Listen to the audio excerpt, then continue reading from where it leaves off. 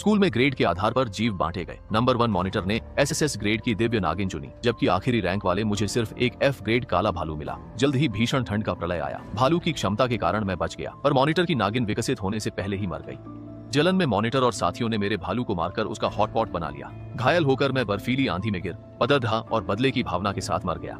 जैसे ही आंखें खुली, मैं फिर उसी दिन पहुंच गया जब हमें आत्मिक पशु चुनने थे। पिछले जन्म की तरह मैं काले भालू को चुनने ही वाला था कि ली यानपिंग चिल्लाई, रुको। वह अपनी सीट से उठी और गोद में बर्फ जैसी सफेद चमकदार नागिन लिए मेरे पास आई। उसने तुरंत उसे मेरी बाहों में थमा दिया, जैसे उसे डर हो कि मैं डिब्बे से काला भालू ना उठा लूं। उसने कहा, सफेद नाग तुम्हारे लिए है, मुझे काला भालू चाहिए। कक्षा के सभी सहपाठी भी यही चाहते थे। टीचर भी हैरान थे। इस सफेद नागिन में 80% प्राचीन रक्त था और ये स्वर्गीय नाग की वंशज थी। वहीं काले भालू में सिर्फ 20% रक्त था। दोनों में जमीन आसमान का अंतर था। कोई नहीं समझ पाया कि ली यानपिंग ने नागिन के बदले भालू को क्यों चुना। शियाओ येन, आत्मा पशु चुनना मजाक नहीं है, यह तुम्हारे भविष्य के विकास से जुड़ा है। जल्दी से हुएन के साथ बदल लो। हु एन को इस सफेद नागिन की ज्यादा जरूरत है। किसी भी आत्मा पशु के साथ जल्दी अभ्यास कर सकती हूँ, पर हु वैन की प्रतिभा सामान्य है। मिश्रित रक्त वाला भालू उसका जीवन बिगाड़ देगा। मैं हु वैन से आत्मा पशु बदलती हूँ। कक्षा में अचानक सब चुप हो गए। उसकी इस निस्वार्थता से सभी दंग रह गए। छोटी यान, साधना में मन की शुद्धता सबसे जरूरी है। तुम्हारा दिल निर्मल और नेक है, इसलिए कमजोर आत्मा पशु के बावजूद तुम्हारा भविष्य बहुत उज्जवल होगा। छोटे एन, अभी भी क्या सोच रहे हो? जल्दी से आभार व्यक्त करो। तुम्हारी झूठी हमदर्दी नहीं चाहिए, मुझे वही काली भालू दो। ली यानपिंग की नजरें घबराईं। उसने भालू को और कसकर जकड़ लिया। उसका चेहरा सिकुड़ा था, जैसे मैं उसे सता रही हूँ। हु वैन, मुझे मत परखो, मैं अपनी मर्जी से ये सौदा कर रही हूँ। ये चालें छोड़ो, नहीं चाहिए। तभी अचानक मेरी कलाई में तेज दर्द हुआ, जैसे किसी ने काट लिया हो। नीचे देखा तो छोटे सफेद सांप के 2 दांत धंसे थे और घाव से खून की बूंदें निकल रही थीं। उसने अपनी 2 मुंही जीभ से कलाई को छाटा, जिससे झंझनाहट सी होने लगी। इतनी ही देर में उसने मुझसे जीवन मरण का एक रक्त संबंध अनुबंध कर लिया। चारों ओर फुसफुसाहट होने लगी। सबको लगा हुएन मजबूत है, इसीलिए उसने सफेद सांप नहीं लिया, पर वह दिखावा कर रही थी। एक तरफ सांप लौटाने को कहा और दूसरी तरफ चुपके से अनुबंध कर लिया, ताकि ली यानपिंग मुकर न जाए। बेकार इंसान दिखावा ही करता है। अब सांप मेरा है। अनुबंध के बाद वह सो गई। उनकी बातें सुन मेरा चेहरा गंभीर हो गया। मैं यह सफेद सांप नहीं चाहती थी, पर उसने जबरदस्ती की। यह सांप जल्द ही बोझ बन जाएगा। ली यानपिंग को देख मुझे लगा कि वह सांप नहीं, बल्कि काले भालू के लिए लड़ रही है। शायद उसने भी पुनर्जन्म लिया है। पिछली बार उसने सांप चुना था और मुझे मजबूरी में भालू मिला। तब मुझे नहीं पता था कि जल्द ही भीषण ठंड का प्रलय आने वाला है। दुनिया का तापमान गिरकर -50 डिग्री हो गया और पृथ्वी एक बर्फीला नर्क बन गई। लंबी उम्र वाली सफेद सांप भीषण ठंड में जमकर मर गई, पर मेरी अच्छी देखभाल से काला भालू जल्दी ही वयस्क हो गया। जब प्रतिभा साझा करने की शक्ति खुली तो मुझे प्रलय की ठंड से कोई डर नहीं था। बाद में जब मैं स्कूल टीम के साथ सामान ढूंढने गई तो ली यानपिंग ने कई बार भालू को बहकाने की कोशिश की, ताकि वह उसका साथी बन जाए। बार बार ठुकराए जाने पर उसने गुस्से में सबको उकसाया कि अगर भालू का मांस खा लिया जाए तो ठंड से बचा जा सकता है। जब हम बाहर निकले तो ली यानपिंग ने साथियों के साथ मिलकर मुझे और काले भालू को मार डाला और हम उनका भोजन बन गए। ली यानपिंग की गोद में ब्लैक स्नो को देख मेरी आंखें बर्फ जैसी ठंडी हो गईं। पिछले जन्म में वह भालू मेरा सबसे भरोसेमंद साथी था। इस बार ली यानपिंग ने मेरी ठंड सहने की शक्ति छीन ली है, लेकिन इस धोखे का बदला अब खून से ही चुकाना होगा। मैं उसे एकटक देख रही थी, तभी उसने भी अपनी आंखें घुमाकर मेरी ओर देखा। जब हमारी नजरें मिली तो उस छोटे काले भालू ने मेरी ओर ठीक 2 बार पलकें झपकाईं। मेरे दिल में अचानक खुशी की लहर दौड़ गई। यह हमारे पिछले जन्म का एक गुप्त इशारा था कि मुझे चिंता करने की कोई जरूरत नहीं है। यह सोचकर मैंने ली यानपिंग की ओर एक दया भरी नजर डाली। इस काली भालूनी को मैं अच्छी तरह जानती हूँ। वह दिखती भोली है, पर दिल से बेहद शातिर और धूर्त है।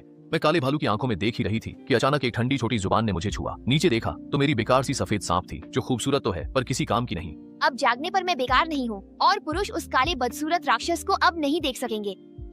मैंने उसके छोटे से सिर को हल्के से छुआ। तुम बोल रहे हो? नन्हा सफेद सांप गर्व से मेरी हथेली में कुंडली मारकर बैठ गया। मेरा नाम लिंग जू है। यदि आप मुझे महाराज कहकर संबोधित करना चाहें तो वह भी ठीक है। छोटा नितम, तुम्हें इतनी बचकानी और नादान बातें किसने सिखाई? अधिकांश अनुबंधित पशु मनुष्यों की पहल पर ही बनते हैं। ये स्वभाव से घमंडी होते हैं, केवल बचपन में थोड़े नरम होते हैं। बहुत कम मौकों पर ही वे खुद अनुबंध की पहल करते हैं। क्लास में नियमों को सुनकर सभी सहपाठी जादुई चक्र बनाकर अपने अनुबंधित पशु के साथ अनुबंध की कोशिश करने लगे, पर मैं उनमें नहीं था। अगर अपनी आंखों से न देखता तो यकीन न होता कि एक महान प्राचीन दिव्य सर्प त्याओ मंगहोई ने मुझे जबरदस्ती अनुबंधित कर लिया। लिंग शुए, तुम खुद मुझसे अनुबंध क्यों करना चाहती हो? वो औरत, वह बहुत बदबूदार है। बदबूदार? ली यानपिंग तो स्कूल की सबसे सुंदर लड़की है। स्कूल के कई लड़के उसके पीछे हैं और सब उसे खुशबूदार कहते हैं। वो सब तो अंधे हैं, उसकी आत्मा ही गंदी है। तुम्हें कैसा लगा? मेरी गोद में बैठी सफेद सांप मेरी आस्तीन में घुस गई। उसकी आवाज में झिझक थी।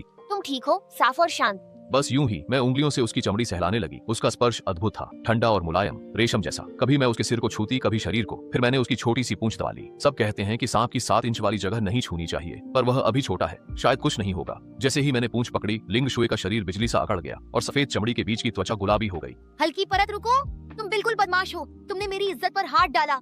वो चिढ़ गया था। मैंने पलकें झपकाते हुए हाथ खींच लिया। बच्चे, ऐसी फालतू बातें मत सोचो। यह देखकर लिन शुए गुस्से से पूरी तरह भर गया। सांप की आंखों पर भी पानी की एक परत सी छा गई और उसने सिसकते हुए अपना सिर घुमाकर मुझसे पूरी तरह मुंह मोड़ लिया। इसी समय ली यानपिंग ने अनुबंध की ड्राइंग पूरी कर ली और तुरंत काले भालू के साथ प्रक्रिया शुरू कर दी। इसके बाद अनुबंध का घेरा काले भालू को ढककर तेजी से घूमने लगा, लेकिन उस घेरे के अंदर भालू ने चुपके से लकीरें बदल दी, जिससे यह सामान्य अनुबंध से मास्टर सेवक अनुबंध में बदल गया, जहां भालू मालिक और ली यानपिंग सेवक बन गई। अनुबंध पूरा होते ही काले भालू ने गर्व से मेरी ओर देखा। मैंने चुपके से अपना हाथ मेज के नीचे छुपाकर उसे अंगूठा दिखाया। इसीलिए कहते हैं किसी को भी नाराज कर लो, लेकिन ईमानदार आदमी को नाराज मत करो, बुरे आदमी हो। वही नाराज आवाज फिर गूंजी। बिना देखे मैं समझ गया कि ये मेरा घमंडी, शर्मीला और चिड़चिड़ा छोटा शैतान है। मैं बुरा कैसे? मैं लापरवाही से उसके ठंडे तराजू पर हल्के से थपथपा रहा था। तुम तो अपनी पूंछ से दूसरी औरतों को इशारे कर रहे थे, वो भी एक काली बदसूरत औरत से। मैंने बहुत हल्के से कहा, भाई। एक और बात, तुम बेवजह जलने वाली छोटी सी जलनखोर हो।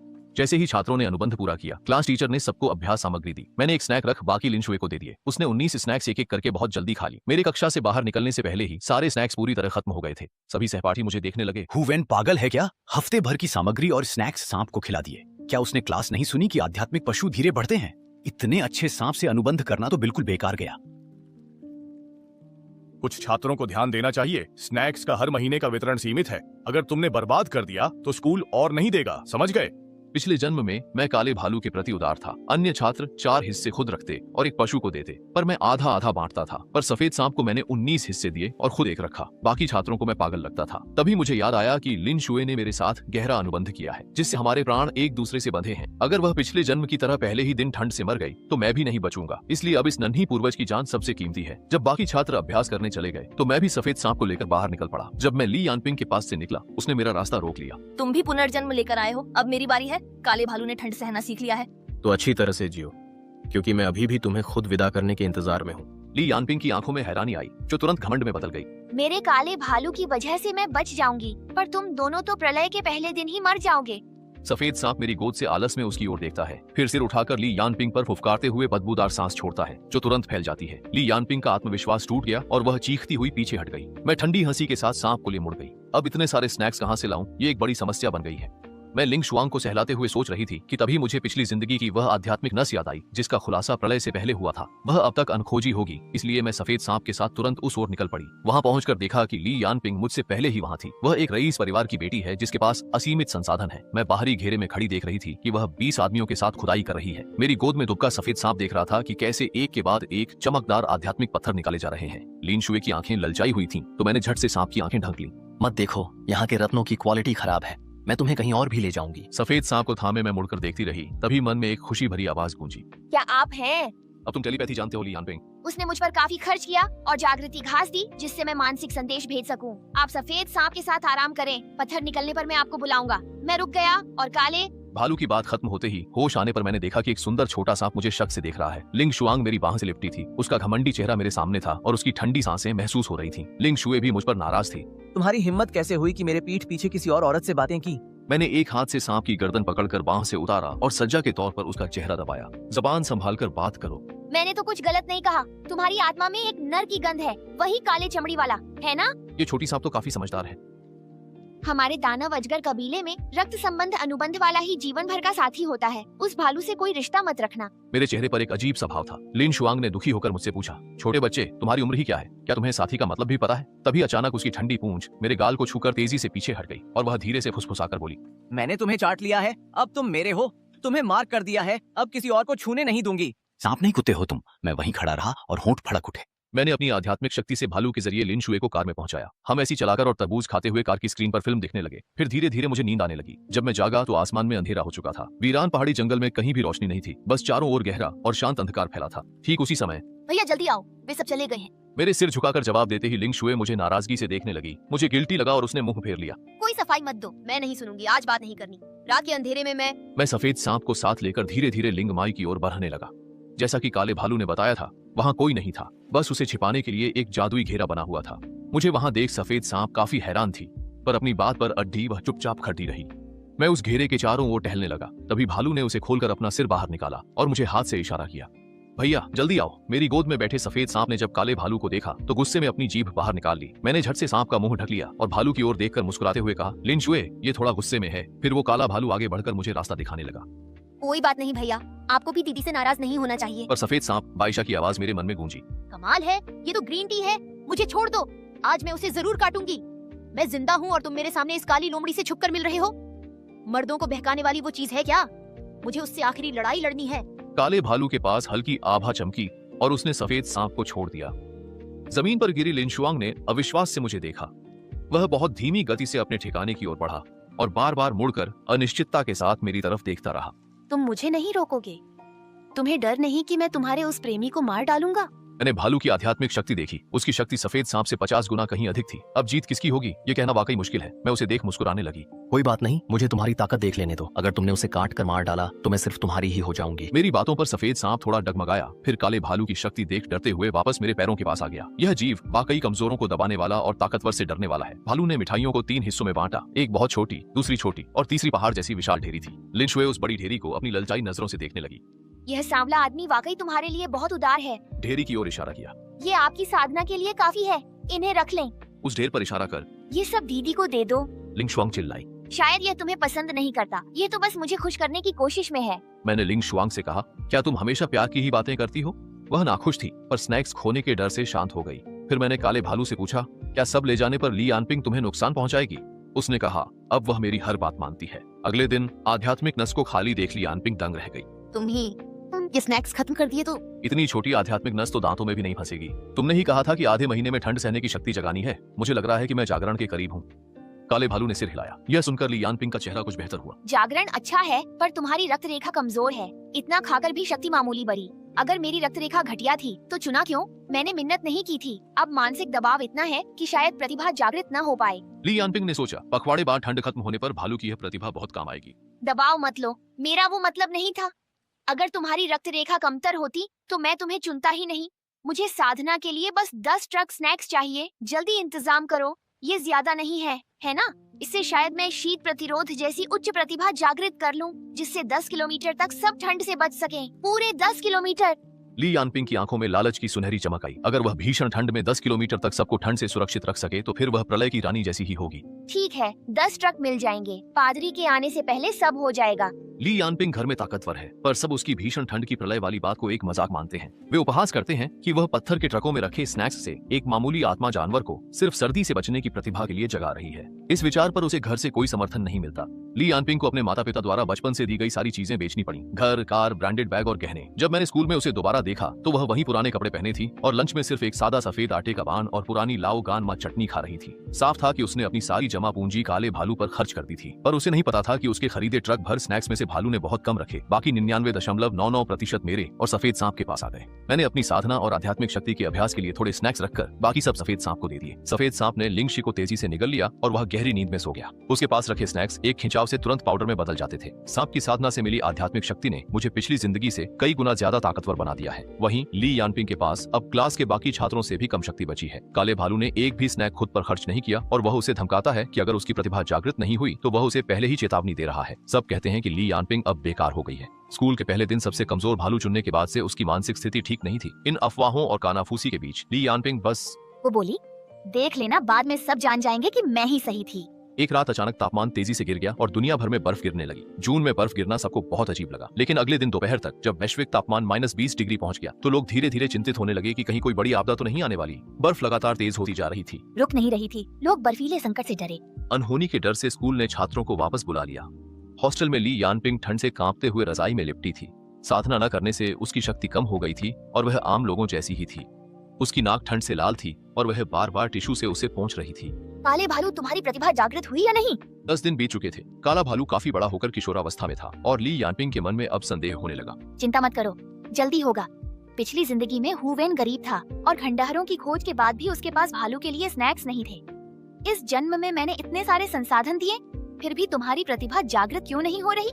क्या तुम कुछ छुपा रहे हो? मैं ये मेहनत किसके लिए कर रही हूँ? तुम मुझ पर शक कर रहे हो? मैं तो अपनी शक्ति तुम्हारे साथ साझा करना चाहती थी, पर अब लगता है ये स्नैक्स तुम्हें वापस कर दूं। मेरी फर मोटी है, मैं ठंड में नहीं मरूंगी। मेरी गलती थी, मैंने गुस्से में कह दिया।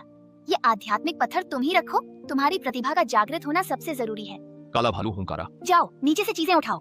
नाश्ता चबाते समय काले भालू ने ली यानपिंग के शरीर में थोड़ी सी गर्माहट भेजी। उसे डर था कि असली प्रलय आने से पहले ही कहीं वह ठंड से न मर जाए। इस गर्माहट को महसूस कर ली यानपिंग का शक अब पूरी तरह दूर हो गया। अनुबंध के अनुसार साधना के दौरान दोनों एक दूसरे को अपनी शक्ति का 10वां हिस्सा लौटाते हैं। भालू से मिली बेहद कम शक्ति से यह साफ था कि उसने खुद भी बहुत कम आध्यात्मिक ऊर्जा ग्रहण की है।